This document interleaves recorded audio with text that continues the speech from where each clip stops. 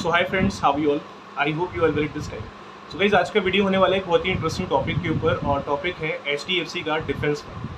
Basically guys, अगर हम आज इस फंड के बारे में अगर बात करें तो ये फंड हर उस आदमी के मुंह पर है जो आदमी लॉन्ग टर्म के हिसाब से इन्वेस्टमेंट करना चाहता है और उनको रिटर्न हाई चाहिए। क्योंकि हम HDFC डिफेंस फंड की बात करें तो ये एक ऐसा फंड है जिनकी रिटर्न एक साल के अंदर काफ़ी इंटरेस्टिंग रहे हैं, मतलब 100% रिटर्न इसने ऊपर दिया हुआ है। देखिए, ऐसा फंड है। अगर आप इसमें NAV के प्राइस की बात करोगे तो इसका NAV का प्राइस आज 23 रुपये का हो गया, और आज से एक साल पहले 19 मई 2023 में इसका जो NAV का प्राइस था वो 10 रुपये के हिसाब से इसका NAV था, और आज इसका NAV का प्राइस हो चुका है लगभग कितने का, 23 रुपये। तो आप अंदाज़ा लगा सकते हो कि इसने 10 रुपये के हिसाब से अगर उस टाइम पे NAV परचेज किया होगा, आज 20 रुपये से ऊपर चला गया तो पैसा डबल हो गया। और कोई भी फंड अगर एक साल के अंदर पैसा अगर आपका डबल कर रहा है तो इससे बड़ी चीज़ आज के डेट में कुछ भी नहीं है अगर देखा जाए। तो आइए वीडियो को शुरू करते हैं और अंडरस्टैंड करते हैं क्या ये फंड है, किस तरीके से काम करने वाला है, कितना इसका रिटर्न है लास्ट 1 ईयर के अंदर, क्या इसका NAV का प्राइस है। अगर आप इस टाइम पे इन्वेस्टमेंट करने का प्लान कर रहे हैं तो आपको इसमें इन्वेस्टमेंट करना चाहिए, ये फिलहाल के लिए आपको अवॉइड करना चाहिए। सबसे पहले अगर हम इसके NAV की प्राइस की बात करें, मैं ऑलरेडी बताया इसका NAV 23 रुपीज़ का हो गया है, मतलब एक साल के अंदर लगभग देखा जाए तो इसने NAV के प्राइस 10 रुपये से लेकर के 23 रुपये जंप लगा दिया है। तो NAV का जो ग्रोथ है वो तो बहुत फास्ट है, क्योंकि आज के डेट में ऐसे मल्टीपल फंड है जहाँ पर 10 रुपये से 20 रुपये पहुँचने पर लगभग 3 से 2 साल का टाइम लग जाता है, वो भी अगर अच्छा मार्केट चल रहा है तो। लेकिन अगर यहाँ पर देखा जाए तो लगभग इसने एक साल के अंदर आपका पैसा डबल कर दिया। जो पैसे आप इस फंड में इन्वेस्टमेंट करने जा रहे हैं, company is investing your maximum money in the defence sectors. जो मल्टीपल आज के डेट में डिफेंस सेक्टर्स हैं उन कंपनीज के अंदर पैसा आपका लगाया जा रहा है, और मेजरली जो हमारी गवर्नमेंट का इस टाइम पे मैक्सिमम फोकस है, they are focusing on the defence sectors. हमारी जो गवर्नमेंट है इस टाइम पे, जो इवन जो बजट आया है मल्टीपल, जैसे EV वगैरह में तो चलो पैसे लगा ही रहे हैं, मल्टीपल सेक्टर्स के अंदर उनका फोकस है इस टाइम पे, ग्रीन एनर्जीज वगैरह, लेकिन डिफेंस सेक्टर्स भी सेक्टर वो है जहाँ पर पैसे आज के डेट में खूब ज़्यादा लगाए जा रहे हैं। इवन ये कहा भी जाता है पिछले काफ़ी टाइम से कि इंडिया के अंदर डिफेंस सेक्टर के ऊपर बहुत खर्चा किया जाता है, राइट। तो अगर आप किसी भी डिफेंस कैटेगरी फंड में अगर पैसे इन्वेस्ट करते हैं तो स्कोप तो रहेगा ही रहेगा। ये तो चलो हम HDFC का डिस्कशन कर रहे हैं, जैसे अभी एक रिसेंटली मोतीलाल ओसवाल का भी एक NFO आया हुआ है, NFO उसके ऊपर डिफेंस के ऊपर ही होगी, तो वो फंड भी आज के डेट में आप लोग के लिए काफ़ी बेनिफिशियल हो सकता है, बिकॉज डिफेंस से ही बिलोंग करता है। और एग्जांपल के लिए ये फंड है आप लोगों के सामने, क्योंकि अगर आप इनके रिटर्न्स अगर चेक करोगे 1 ईयर के, तो रिटर्न्स काफ़ी अच्छे खासे यहाँ से लोगों ने अब तक जनरेट किए हैं, ठीक है। तो स्कोप है यहाँ पे। अगर एक्सपेंस रेशियो की अगर बात करें तो यहाँ पे चार्जेस जो रहेंगे इस फंड के अंदर वो रहेगा 0.74% का।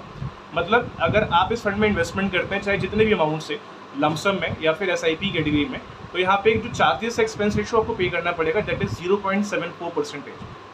ये आपका एक्सपेंस रेशियो है। कोई भी कंपनी आपके फंड को अगर मैनेज करती है तो उसको मैनेज करने के लिए आपसे एक चार्ज भी लेती है। ऑब्वियसली सी बात है, कंपनी की जो कमाई है उसी से होती है। तो इसके अंदर 0.74% का आपका एक्सपेंस रेशियो है, जो ये कंपनी आपसे इतना चार्ज करेगी आपके फंड को मैनेज करने के लिए। क्लियर है? तो यहाँ पे एक्सपेंस रेशियो है, और ये इवन हर साल का है एक्सपेंस रेशियो 0.74% का। बात करें इसमें अपन एग्जिट लोड की, तो इसमें एग्जिट लोड है 1% का। अगर अपने पैसों को अगर आप विद इन 1 ईयर के अंदर विड्रॉ करते हैं तो आपको यहाँ पर 1% का एग्जिट लोड पे करना पड़ेगा। क्लियर है? तो ये एक ओपन एंडेड स्कीम है, अपने पैसों को निकालना चाहें तो आप निकाल सकते हैं। चाहे आपने अभी मान लो ड्रीम किया मुझे 10 साल के लिए इन्वेस्टमेंट करना है, 15 साल के लिए इन्वेस्टमेंट करना है, बट अगर आप 1 साल के अंदर अगर मूड चेंज हो गया, आपको कुछ पैसे अगर विड्रॉ करने हैं तो अपना पैसा विड्रॉ कर सकते हैं। लेकिन अगर आप अलॉटमेंट डेट से लेकर के विद इन 1 ईयर के अंदर पैसे विड्रॉ करेंगे तो आपको 1% का एग्जिट लोड यहाँ पर पे करना पड़ेगा। तो ट्राई करना कि अलॉटमेंट से लेकर 1 ईयर के बाद ही अपने पैसों को विड्रॉ करें, ताकि जो 1% का एग्जिट लोड है वो आपको ना देना पड़े, ठीक है। टैक्सेस की बात करें तो इसके अंदर LTCG भी होगा और STCG भी होगा, मतलब long term capital gain tax and short term capital gain tax, ठीक है। LTCG का मतलब होता है कि अपने पैसों को अगर आप लॉन्ग टर्म में विड्रॉ करते हैं तो 10% का टैक्स पे करना पड़ता है, और STCG का मतलब होता है कि अगर आप विद इन 1 ईयर में पैसे अगर विड्रॉ कर रहे हैं तो 15% का STCG आपको पे करना पड़ता है। इसमें गाइस एक डिटेल आप वीडियो एक बार प्रॉपर चेक करना। अगर मैं इसकी पूरी इन्फॉर्मेशन दूंगा, क्या इसका क्राइटेरिया है, कितना अमाउंट ऊपर होने से कितना टैक्स लगता है, तो वीडियो बहुत लंबी हो जाएगी। प्रॉपर एक बार आप जाके इंटरनेट पे सर्च करना what is LTCG, what is STCG, इसका प्रॉपर तरीके से इन्फॉर्मेशन आपको वहाँ से मिल जाएगा। अगर हम इस पर पूरा वीडियो का बनाएंगे उसके ऊपर तो वीडियो बहुत लंबी होगी, तो try to watch that video as separately. आपको यूट्यूब में मल्टीपल वीडियो मिल जाएगी LTCG के ऊपर, STCG के ऊपर, या आप गूगल पे सर्च करना, वहाँ पे आपको इसका इन्फॉर्मेशन प्रॉपर तरीके से मिल जाएगा। बट ध्यान से आप इसको एक बार चेक कर लेना, बिकॉज आज की डेट में टैक्स वाला जो क्राइटेरिया है बहुत कम लोग देखते हैं इन्वेस्टमेंट करने के पहले, और उनको बाद में जाके मालूम पड़ता है कि हाँ इसके ऊपर LTCG भी है और STCG भी है। तो try to watch the video properly on the LTCG and STCG also. Clear है। तो बस आज के लिए इतना ही है। अगर आप प्लान कर रहे हैं इस फंड में अगर इन्वेस्टमेंट करने का, तो मेरा आपसे एक ही यहाँ पर रिकमेंडेशन है कि सबसे पहले आप इसमें ये अंडरस्टैंड करना है कि जो पैसे आप इसमें सेव करने जा रहे हैं उतना आप रिस्क ले सकते हैं कि नहीं, क्योंकि इसमें रिटर्न के चांस हाई हैं, तो रिस्क भी आज के डेट में उतना हाई लेवल का होने वाला है। ये एक वेरी हाई रिस्क फंड है, तो जो पैसे आप इन्वेस्ट करेंगे यहाँ पे गारंटी कुछ भी नहीं है। जो रिटर्न बनेंगे वो सब आपके मार्केट के हिसाब से ही डिपेंड करेंगे। तो रिटर्न्स जो बनेंगे सब कुछ मार्केट पे डिपेंडेड है, यहाँ पे गारंटी 1 रुपये की नहीं है। रिस्क का चांस यहाँ पे होने वाला है वेरी हाई। तो इन्वेस्टमेंट करने के पहले सबसे पहले आप रिस्क को अंडरस्टैंड करना कि जितना इसमें रिस्क अवेलेबल उतना आप रिस्क ले सकते हैं कि नहीं ले सकते हैं। अगर ले सकते हैं देन मेरे ख्याल से फंड आज के डेट में काफ़ी अच्छा खासा है और आने वाले टाइम के अंदर भी काफ़ी अच्छा खासा हो सकता है।